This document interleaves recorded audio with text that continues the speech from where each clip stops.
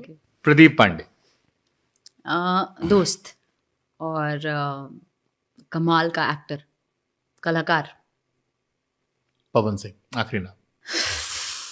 चेहरा ही याद नहीं आ रहा है। I mean, वो अपने जीवन में जो हैं वो बहुत अच्छे कलाकार हैं, बहुत अच्छे सिंगर भी हैं। लोग उन्हें बहुत पसंद करते हैं, इसमें कहीं से कोई दो राय नहीं है और ना कभी रहेगा।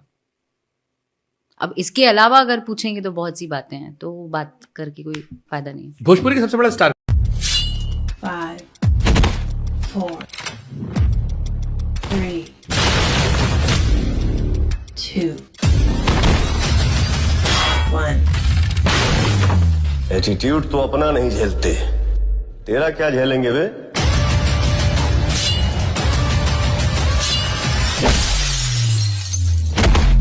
भौंकते तो आवारा कुत्ते हैं, दहशत हमेशा शेर की होती है।